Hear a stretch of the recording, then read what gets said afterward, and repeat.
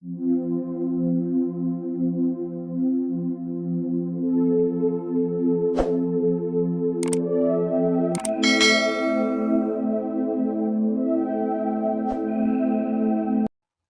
علیکم ورحمۃ اللہ وبرکاتہ۔ کہتے ہیں کسی سلطنت کا ایک بادشاہ جو بڑا خوشامد پسند تھا اور خود کو عقل کل کا مالک سمجھتا تھا، اس کے ہاں ایک وزیر کام کیا کرتا تھا جو بڑا ہی تحمل مزاج اور سمجھدار شخص تھا۔ ایک دن چھری کانٹے کے ساتھ پھل کھاتے ہوئے بادشاہ کی انگلی کٹ گئی۔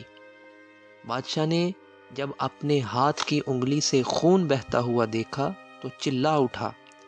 فوراً طبیب کو بلایا گیا۔ طبیب نے بادشاہ کی مرہم پٹی کی اور مرہم پٹی کے دوران بادشاہ کے اسی وزیر نے کہا کہ ذل الہی، پریشان ہونے کی بات نہیں، اس میں بھی اللہ تعالیٰ کی طرف سے کوئی حکمت ہوگی۔ بادشاہ نے جب یہ وزیر کی بات کو سنا تو آپے سے باہر ہو گیا۔ کہنے لگا، میری ہاتھ کی انگلی کٹ گئی ہے، ہاتھ سے خون بہہ رہا ہے، اور تو کہہ رہا ہے کہ اس میں اللہ کی طرف سے کوئی حکمت ہے۔ بادشاہ نے فوراً حکم دیا کہ اس کو جیل میں ڈال دیا جائے۔ بادشاہ کے حکم کی تعمیل کرتے ہوئے وزیر کو فوراً جیل میں ڈال دیا گیا۔ کچھ دنوں کا وقت گزرا کہ بادشاہ شکار کھیلنے کے لیے جنگل کی طرف نکل گیا اور واپسی پر راستہ بھٹک گیا اور کسی دوسرے علاقے میں پہنچ گیا۔ وہاں کے وحشی لوگوں نے بادشاہ کو پکڑ کر اپنے سردار کے سامنے پیش کر دیا۔ سردار نے جب بادشاہ کو دیکھا تو اپنے لوگوں سے کہا کہ اس کو جیل کے اندر بند کر دو، کچھ دنوں کے بعد ہم اپنے دیوتا کے سامنے اس کی قربانی کریں گے، اس کو ذبح کر دیں گے۔ جس دن قربانی کرنا تھی اس دن بادشاہ کو جیل سے نکالا گیا اور ایک بلند چبوترے کی طرف لے جا رہے تھے کہ اسی دوران ان کے ایک مذہبی رہنما کی نظر بادشاہ کی انگلی پر پڑی جہاں اسے کٹ کا نشان نظر آیا۔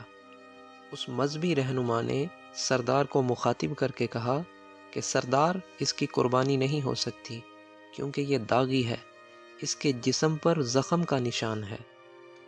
سردار نے حکم دیا کہ بادشاہ کو فوری چھوڑ دیا جائے اور بلی کے لیے کسی دوسرے انسان کو تلاش کیا جائے۔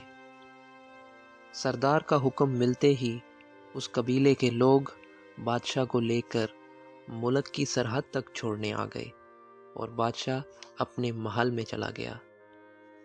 جب بادشاہ محل میں پہنچا تو اس نے فوراً وزیر با تدبیر کو رہا کر دیا اور کہنے لگا کہ تم ٹھیک کہتے تھے کہ انگلی کے کٹنے میں اللہ کی طرف سے کوئی حکمت پوشیدہ ہے۔ زخم کے اس داغ کی وجہ سے میری جان بچ گئی۔ وزیر بولا، ذل الہی، آپ کی تو جان بچی انگلی کٹنے کی وجہ سے، اور میری جان بچی مجھے جیل میں ڈالے جانے سے۔ خدا نخواستہ میں آپ کے ساتھ ہوتا تو ان لوگوں نے میری قربانی کر دینی تھی۔ دونوں کی زبان سے بے اختیار نکلا، سچ ہے اللہ تعالیٰ کے ہر کام میں حکمت پوشیدہ ہوتی ہے۔ آج اگر کسی کی نوکری چلی جائے یا کسی پر کوئی پریشانی آ جائے تو ہم فوراً اپنے رب سے گلہ شکوہ شروع کر دیتے ہیں کہ مجھے ہی پریشانیوں کا سامنا کیوں ہے، دنیا کے اندر اور بھی بہت لوگ ہیں۔ تو صاحبو، اس کا چھوٹا سا جواب یہ ہے کہ ہم اتنی عقل کے مالک نہیں کہ رب کے ہر کام کے اندر جو حکمت پوشیدہ ہوتی ہے ہم اس کو سمجھ سکیں۔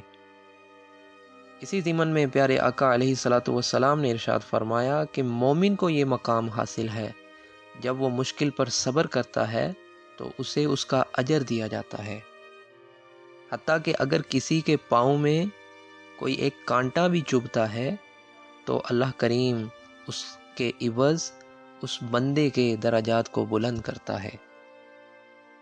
سامعین محترم، بعض تکلیفیں، بعض مشکلات تو بندے کو اپنے رب کے ساتھ جوڑنے کے لیے آتی ہیں۔